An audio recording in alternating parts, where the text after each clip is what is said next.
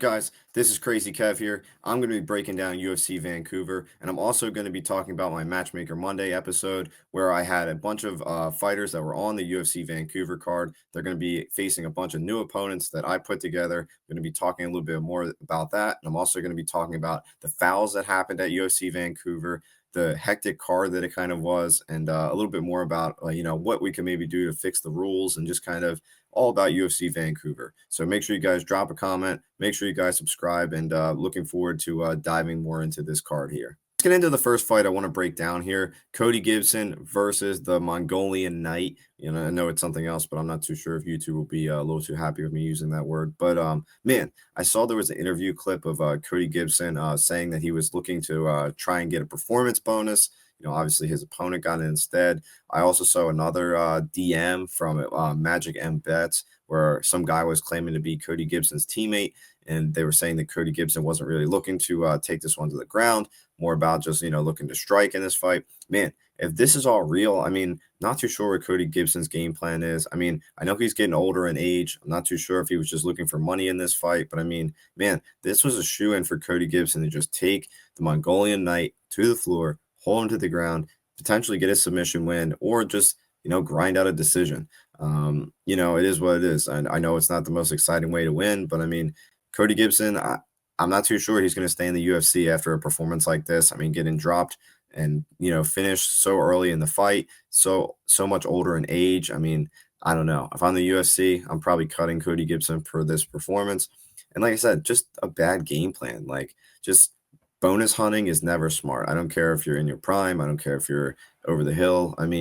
No reason to be going into the fight worried about the 50K bonus. You should be going in there always looking for the win.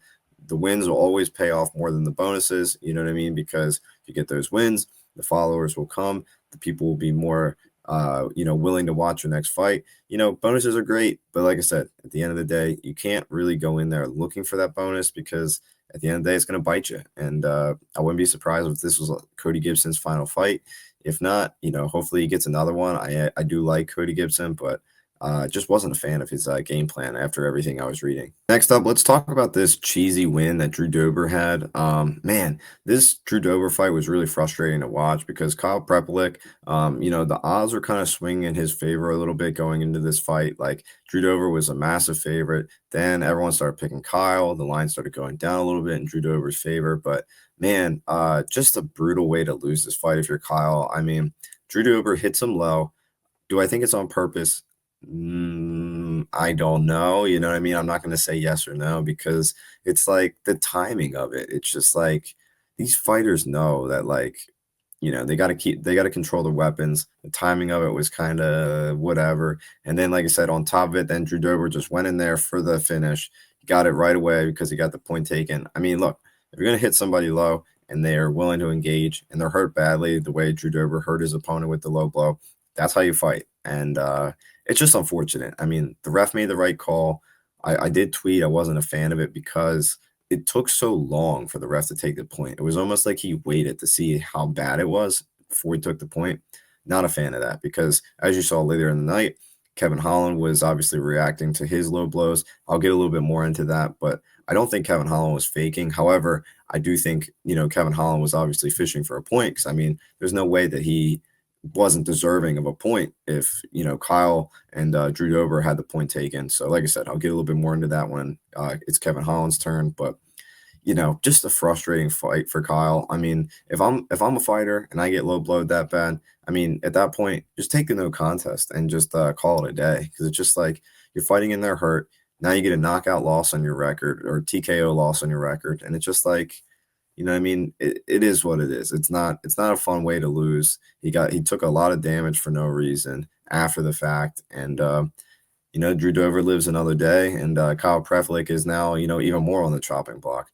It's just a frustrating way to, lose your fight and just a frustrating way for Drew Dober to win. But that's my take on it. It's just like the reffing and the judging truly needs to be fixed, and the scoring, because just like these refs are so scared to take a point because it's going to screw up the whole fight. Then when they do it, then it's like, I don't know. It's just so annoying, man. You know what I mean? I really hope fouls can get fixed in MMA, but it is what it is, I guess. All right, next up here we have Kyle Nelson versus Matt Frivola. Oh my goodness. I mean, guys, what is going on with the ref and judging? Like I was saying. So, first things first, Kyle Nelson drops Matt Frivola. Matt Frivola is eating bombs, absolute bombs. And it's just like 3 seconds left on the clock. Dan Miragliotta steps in, but he never waves his hands. He never waved his hands. He literally thought that the bell went off. I have no idea what was going on through his head. I really wish that someone would interview Dan Miragliotta and is like, damn, what was going on in your head? What did you hear? What did you see? I mean, like, am I missing something? Like, I don't understand what could have possibly went through his mind to not wave his hands, but to call it at that perfect time. Kyle Nelson was like literally like shaking Matt Frivola's hands like he lost. Matt Frivola looked like he was, looked like the fight was over. He's claiming on Twitter that he never thought the fight was over, but he thought it was weird that doctors were checking him out. Not too sure if I believe that. You know what I mean? I don't know if Matt Frivola really has a reason to lie about it, but it's more of just like I don't know. That was such a weird situation. I've never seen anything like that before in my life in terms of reffing in any organization. So, um, just a frustrating moment for Kyle Nelson because he's had a lot of instances where things don't go his way like that. Like, for example, he was fighting Steve Garcia. He got elbowed really bad in the back of the head. He literally had a knot on the back of his head. I think he tried to appeal it. Obviously, he's not going to win the appeal, but it's just like, there's pretty clear evidence. I mean, he was going to probably lose that fight either way to Steve Garcia, especially the way he was getting pounded. Like, I don't really think that was like the reason why he lost, but it's more just like he's just had bad luck, is what I'm getting at. And you know, with Matt Favola, I mean, it's just a frustrating thing for both of those guys because just like now that's the only thing they're really going to remember. Really sad to see from Matt Favola the way he performed in this one. It seems like he's kind of losing his touch. Sadly, I'm a big Matt Favola fan, and this was a bummer to see. I also like Kyle Nelson a lot. Was really happy to see him get a big win like this, but yeah, just sucks that his performance got overshadowed by a crappy move by Dan Miragliotta. I mean, I'm glad Big John is coming back. I'm not too sure if he's necessarily the answer, but we really need to figure out refing, and hopefully we get some more refs coming in through the commission and just in general because I feel like some of these refs they've been around for a long time and they're just making mistake after mistake anymore. Even Herzog, sadly, he's kind of losing his touch, and it's just like I don't really know who even is the best ref in MMA anymore. Like you know what I mean? It's just really unfortunate anymore. Next up, we have Charles Jourdain versus Davy Grant. Man, I was not expecting Charles Jourdain to come out on fire like this. I mean, I was kind of leaning towards Jourdain, ended up pulling out the win. I was maybe thinking a decision win, but man, getting that flying knee, looking so dominant like he was. He really did his homework on Davy Grant, and he really had a dominant performance, and he called a shot. He said he was going to get a Gilly. He got a Gilly again, his second in a row, and man, and he had some aura with it too. You know what I mean? He locked that Gilly in, showboating a little bit. Man, that was sick. Great performance for him. Really high on him being at 135, and I absolutely loved his call out with Marcus McGee. I think that's a perfect matchup for Charles Jourdain to kind of face a guy like Marcus McGee, really test the waters and see if he's ready for the rankings. This weight class is perfect for him. Really unfortunate for Davy Grant. He's always a fun fighter, and was really unfortunate to see him kind of lose how he did. He took a lot of damage, got subbed really bad, and I hope Davy Grant comes back better, and I'm sure he will. But just really unfortunate to see. And but props to Charles Jourdain, man. This was awesome, and looking forward to see him versus Marcus McGee if that's where the UFC goes. Manon versus Jasmine. So Manon versus Jasmine. Man, I really expected Manon to dominate this fight, but not the way she did. I mean, just straight up laying out Jasmine, getting a quick finish. I mean, there were some people that were complaining it was kind of an early stoppage. My opinion, I don't think it was early at all. I thought Jasmine was done. As much as I think Jasmine is a good person, I don't really think she had nothing for Manon. I think she was kind of just grabbing to grab whatever she could. But I mean, realistically, she was just getting dogged, and Manon just whooped her. You know what I mean? And I think Manon is, she's a problem, and I really would like to see her get another shot for the title eventually because, she's very good. I feel like she's kind of underrated, and I really, really like watching Manon, and yeah, props to Jasmine for having a good win streak for a while, but I think that was just a little bit too much for her, obviously, and I'm sure Jasmine will bounce back as well. Next up, we got Marlon Vera versus Sahabi. So this fight, I mean, no surprise here that Sahabi got another win, another split decision. I mean, I just thought Sahabi, it's just kind of his time. I mean, he just kind of locked in, getting a lot of wins, very confident right now. Called out Sean O'Malley. Not a fan of the call out, but however, if Sean O'Malley is fighting Song Yadong next year in January 17th, let's say that happens, right? If Song Yadong pulls out last second, I would not mind Zahabi coming in as the replacement fighter. But to book that right now, if Sean O'Malley is like free, let's say he's not fighting Song Yadong, I'm not a fan. If Sean O'Malley is to fight Zahabi, I feel like it's a lose-lose for O'Malley because not a lot of hype, pretty solid fighter. I think Sean O'Malley would have to carry the promotion in terms of like, he's like the massive A side. I don't really think Zahabi has like tons and tons of fans outside of like, his hometown. So it's really a risky fight for O'Malley, but I do think O'Malley could get a finish. But it's like beating a guy like Sahabi, it's like how much does that kind of do for his resume? Sahabi, however, this is like a massive, like just saying his name, just getting Sean O'Malley's attention. Like this is all W's. Like Zahabi knows what he's doing, you know what I mean? And I think this would be an interesting fight, but like I said, I do think this would probably be a little too soon for Zahabi. I do have a better opponent in my mind for Zahabi. So, like I said, we'll get into that a little bit after I'm done breaking down this card. But interesting call out to say the least. And like I said, he got Sean O'Malley's attention. He got Sean O'Malley to make a video. He got Sean O'Malley to go viral a little bit with his name. So I mean, it's working. You know what I mean? Zahabi's stock is growing. So yeah. And for the split decision, Marlon Vera thinks he won. Uh, yeah, I mean, Marlon Vera kind of has that thing about him where, he gets salty after a loss. I would be the same way if I was a fighter.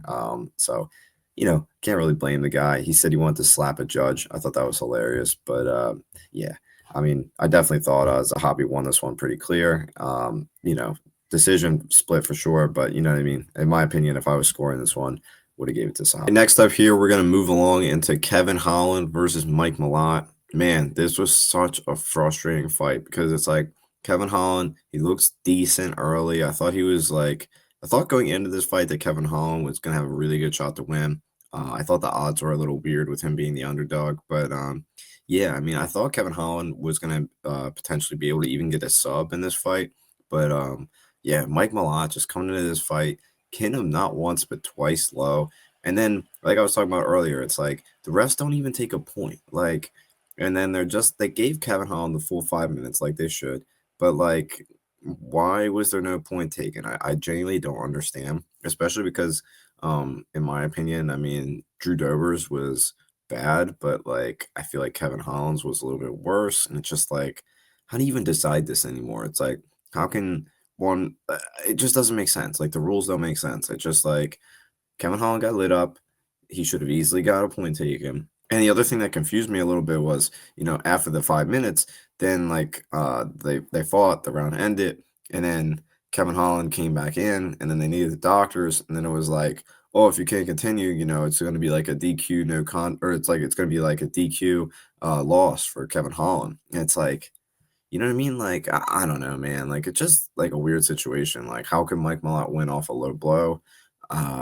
I'm pretty sure that's happened before. Like, I can't remember the fight, but I'm pretty confident that like some guy got hit low. The ref didn't think it was low, and they gave it to the other guy, and he won like by a low kick. But yeah, it's just so weird how that stuff happens, man. And like, I don't know. Like I said, Kevin Holland looked decent, but in my opinion, if I'm Kevin Holland and his team, I'm telling Kevin Holland, dude, do not worry about the record. Do not try and fight in December. Don't try and get on that Apex card. It's not even worth it. You know what I mean? Like, I would have loved to have seen Kevin Holland versus Neil Magny next. I don't want to see that anymore. I'd much rather see Kevin Holland get like a dude way lower in the rankings, give him a layup fight, and let's see what Kevin Holland still got. You know what I mean? Like, I don't know. I'm not saying I'm off the Kevin Holland train. I'm definitely not. But I'm definitely thinking that like this fight is like smoked Kevin Holland's aura, and like, he's still going to be a big name no matter what. But in my opinion, this was a really brutal loss because it's like do you even really call it a loss because he got hit low? But it's also like, you know, losing to a guy like Malott, he's not super great in my opinion. I don't know. It's just like, what's next for Kevin Holland after this? He'll bounce back for sure, but like, it's just like you never know what you're gonna get out of this dude. It's like you start loving him again, then he loses, then like start like falling off the train, then he's gonna start going on a streak.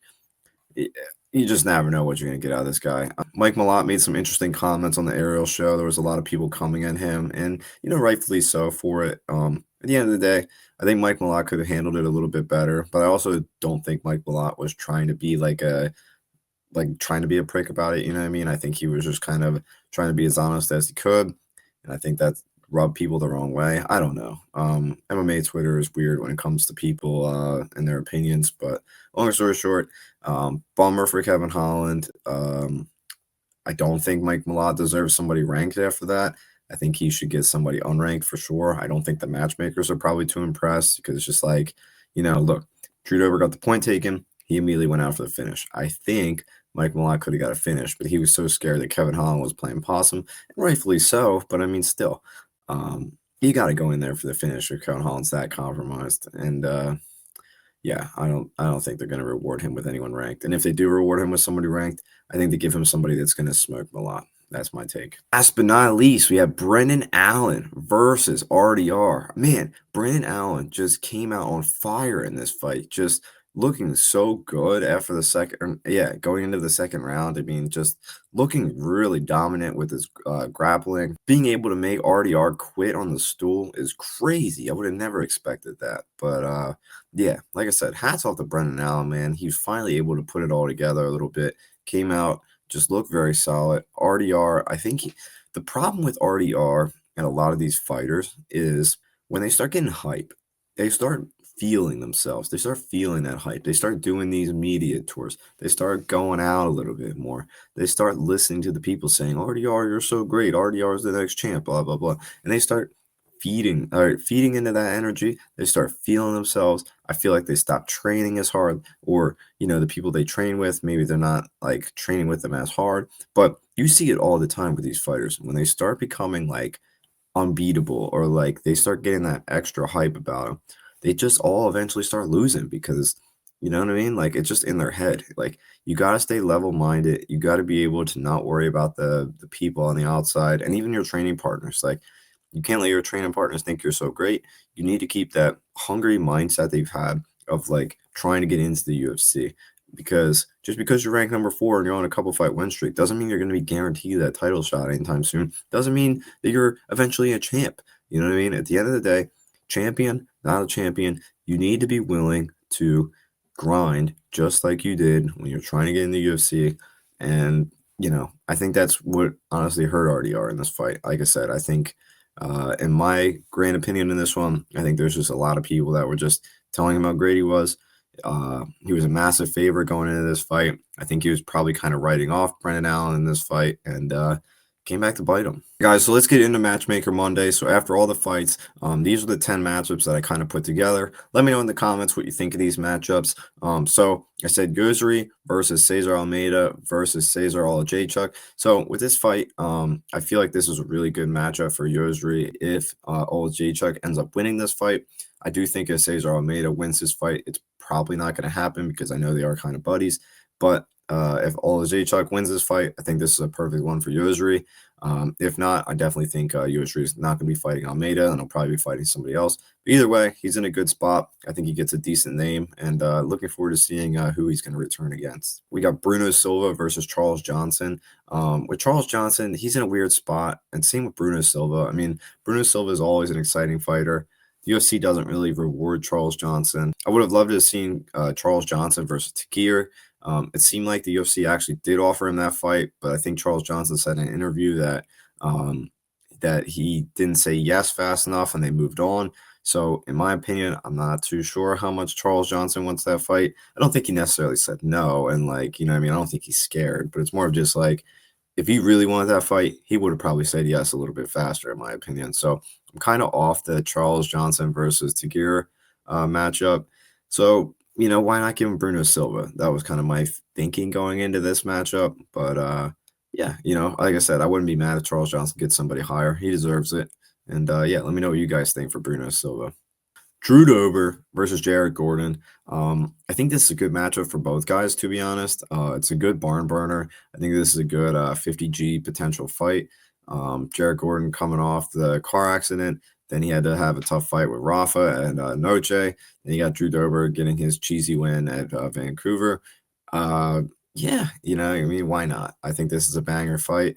I think Jared Gordon can win this fight, but there were some people in the comments saying that Drew Dober can win. I don't know. It's really 50-50 to me. I would love to see the odds on this fight. I would lean, I guess, Jared Gordon to be the underdog, but like, I don't know. You know what I mean? I think this is a good matchup. Next up, we got Kyle Nelson to fight the loser of Terrence McKinney versus Chris Duncan. I think this is another barn burner for Kyle Nelson. I think if Terrence McKinney or Chris Duncan ends up being the guy that doesn't win, good matchup for him either way. I would assume that Chris Duncan would be a worse matchup for Kyle Nelson, but it's hard to say. Kyle Nelson's an interesting fighter. I'm not too sure if Kyle Nelson's able to beat either one of these guys, if I'm being real, with Terrence McKinney and Chris Duncan. But like, you know what I mean? You can't doubt Kyle Nelson, and it's definitely a fun fight in my opinion. And I would like to see it. I wouldn't be surprised if Kyle Nelson gets somebody else, but in my opinion, I think this could be a fun one. But it really depends on the timeline of Kyle Nelson. How active does he want to be? Is there going to be a pay-per-view in Toronto next year? If so, is he just going to wait it out till Toronto? I mean, I guess we'll have to see. Next up, like I mentioned earlier, Charles Jourdain versus Marcus McGee. This was Charles Jourdain's call out. I love this call out. I definitely hope the UFC books it. I think this makes a ton of sense. I'm kind of surprised Marcus McGee didn't respond or anything like that on Twitter. I'm not too sure if he likes it or not. I'm not too sure what his timeline's looking like, but I think this could be a good matchup for each guy, and I would love to see it. Next up, we have Manon to fight the loser of Valentina versus Zhang. Man, I would love this fight for either woman, Manon versus Valentina again, or Manon versus Zhang. I mean, just either way, great matchup for Manon. Get her back in the title picture, and I'm not too sure if she's able to beat Zhang. We already seen Valentina, but either way, would be a fun fight. And I think this is kind of her only step. I wouldn't mind if she fought Natalia Silva as well, but I feel like Natalia Silva is going to get a title shot just off waiting, and rightfully so. But yeah, like I said, Natalia Silva could be fun for Manon. I think Zhang would be fun for Manon. Not too sure how Valentina would go again. I think it could go the same, but it is what it is. I think the women's division is so small in terms of matchups. I think this is truly the best one we got for her. Next up here, we have Zahabi versus Figgy. I love this matchup. I really think Figgy would be a good matchup for Zahabi just because, Figgy's looking to try to get back in the title picture. Zahabi is constantly beating a lot of guys. If Figgy wins this fight, I feel like this is a fantastic win to kind of really put him back in the title picture. For Zahabi, if he beats Figgy, there's like, all right, there's no denying this dude. He's very legit now, especially if Zahabi can get a win, not by split decision. If he gets a decision, like unanimous, like he just needs a solid big win right here. I feel like this could be a perfect one for him. Next up, we have Mike Malott to fight the winner of Oralby versus Jack Hermanson. I think this could be a good fight. I'm a little nervous that if Oralby wins this fight, that he doesn't take Malott, because I don't know if Malott's going to fight in the pay-per-view in Toronto, if that's what's going to be happening next year. You know what I mean? So I'm a little 50-50 with it. I definitely think that if Jack Hermanson wins, that he would fight Malott. I don't know. It's a weird spot. Mike Malott has options, but I'm definitely not giving him anyone ranked there for that performance. I definitely don't think the UFC gives him anyone ranked. I think Oralby would be a fun test. I just think it would depend on the location. I don't know if Mike Malott would, travel a little bit further, like Abu Dhabi or anything like that. But yeah, fun fight. I like this matchup. Not too sure how much it would get booked, but I think it's a good one. Next up, RDR, Paulo Costa. Paulo Costa is just nonstop calling him out on Twitter. They already were offered to fight each other. Paulo Costa turned it down due to the rounds. And yeah, it's just like, why not? I think this is a good matchup for RDR to kind of bounce back. It's time for Paulo Costa to prove if he's still really locked into fighting, if he can still beat some top level guys. it's a perfect matchup in my opinion. I would love to see it, and I'm not too sure when it would be, but let's see if Paulo Costa is actually back. Let's see if RDR is actually not as good as people think. I think this is a good test for each man. Finally, the last one here, Brendan Allen gets his call out with Dreykus. Finally, I would actually think this is the perfect matchup for Brendan Allen because he's been calling for it for a while. Dreykus was on a tear as the champ. He gets another grappler. He can show if his grappling has improved.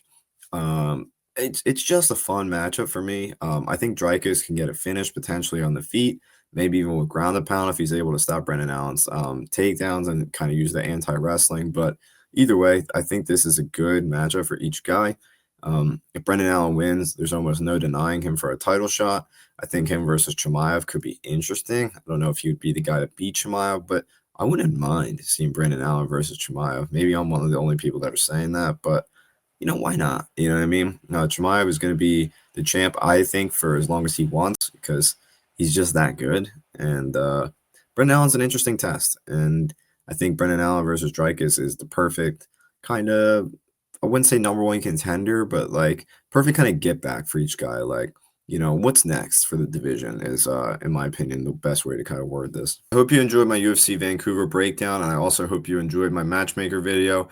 Thank you so much for tuning in. I'm going to be dropping a video for UFC 321 as well, so make sure you guys stay tuned. Also, make sure you guys stay tuned for my interviews, as I have plenty up-and-coming fighters as well as UFC fighters on my page that I love to interview and just kind of get to know a little bit more. So thank you guys for tuning in. Thank you guys for subscribing, and we'll see you in the next one. This is Crazy Kev, and I don't miss.